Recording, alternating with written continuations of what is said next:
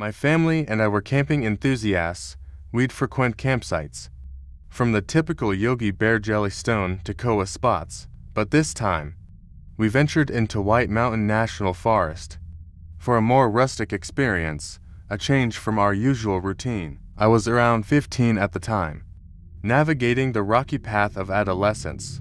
On this trip, my younger brother Jeffrey and I decided to explore the area. We found a serene spot by a lake, but as dusk approached, we returned to the campsite, engaging in our usual camping rituals. That night, something felt off. I woke up groggily, only to discover Jeffrey missing. Panicked, I stepped out and found him heading towards the trail. Attempting to stop him, I inadvertently woke our parents. We located Jeffrey by the lake, but our peaceful moment was disrupted by an unsettling figure, a man, disheveled and wielding what seemed like a hammer. Instinctively, I rushed Jeffrey back to camp, diverting our path to avoid the man. His presence and demeanor set off alarms in my head.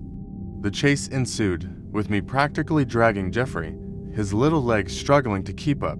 Thankfully, we made it back, meeting our parents not far from the campsite. But our ordeal wasn't over. Our dad's truck, baited away by the mysterious man, was stolen, along with valuables from our tents. We used a walkie-talkie to alert authorities, leading to the arrest of the perpetrator a few days later.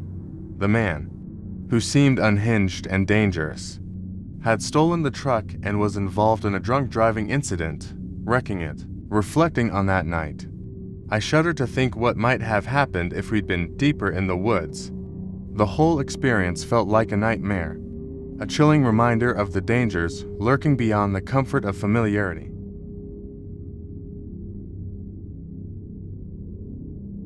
When I was a teenager, a chilling incident occurred at my friend Alex's house.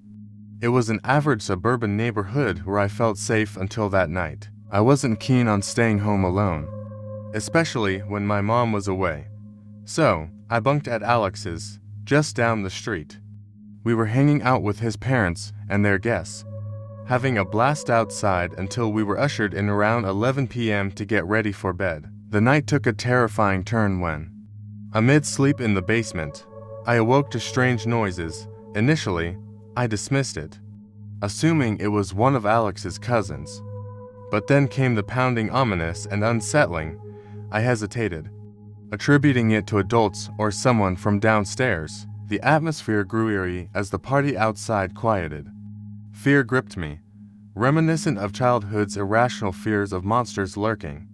Trying to return to sleep proved futile when suddenly, a man loomed over me, attempting to grab and abduct me. In a frantic struggle, the others intervened, but the assailant managed to seize me.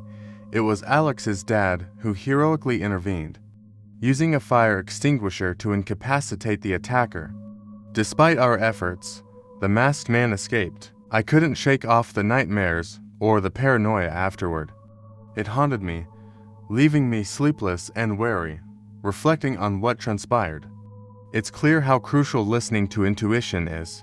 Perhaps, had I trusted my gut, the outcome might have been different. This harrowing experience ingrained in me the importance of heeding instincts, ensuring safety over sorry situations. The intruder likely entered through the sliding glass door, lurking in the shadows, planning his nefarious act. Although the concussion healed, the emotional scars persisted, teaching me to trust instincts and never disregard them for a peaceful night's sleep. I'm grateful for Alex's vigilant parents that night, but it's a stark reminder that safety trumps all. That incident shaped my approach to life, urging others always to prioritize safety and intuition. It's a hard lesson learned, but a crucial one for navigating life's uncertainties.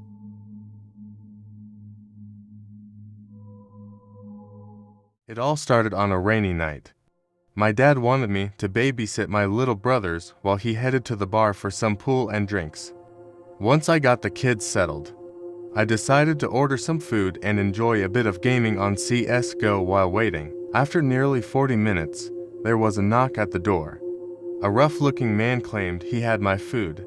I tipped him, and off he went. I returned to my computer, forgetting to lock the door.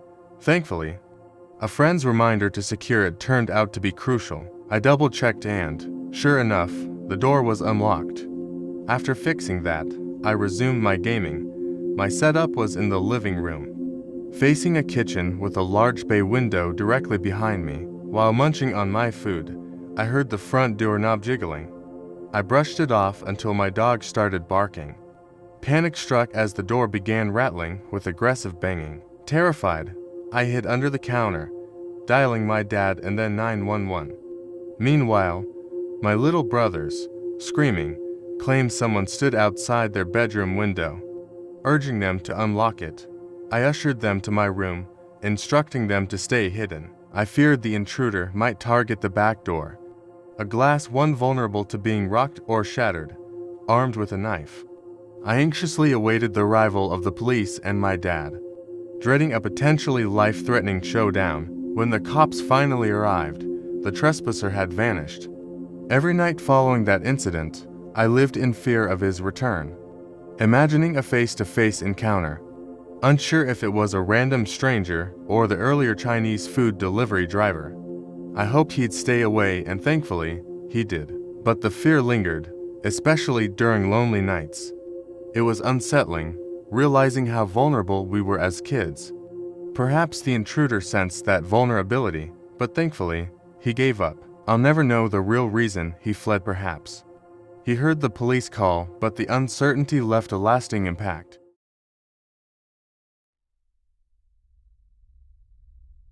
As a young child, my family and I resided in a tiny town, a place I despised during my early years.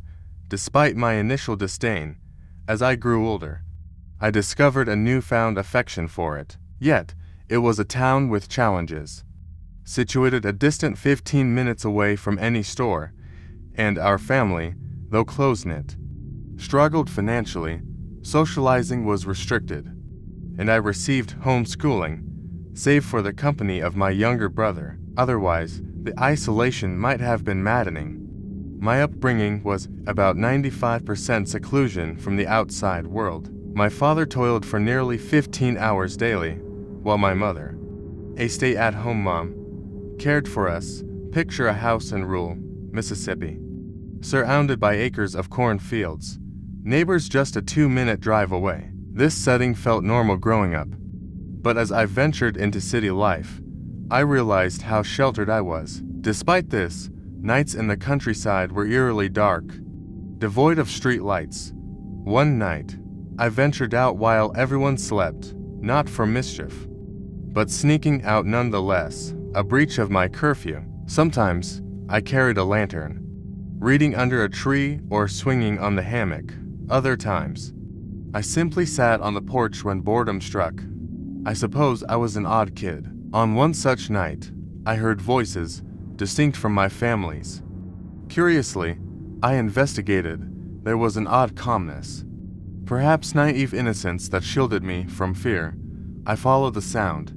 An angry man's voice, possibly on the phone, but why was he in our vicinity? Peeking from behind a tree, I saw his shadowy figure moving with the wind, heading my way.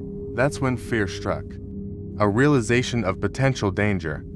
I sprinted back home, but he pursued, banging on our door, threatening to get me. Swiftly, my father armed himself, warning the intruder without unlocking the door. The man paused, then fled as soon as he heard my father's voice. We didn't involve the police, assuming the threat had dissipated, though I often envisioned his return, envisaging darker outcomes. Thankfully, he never reappeared. In my thoughts, I believe my father would have defended us fiercely if needed. That's the tale of my encounter with the man who attempted to abduct me and invade our home.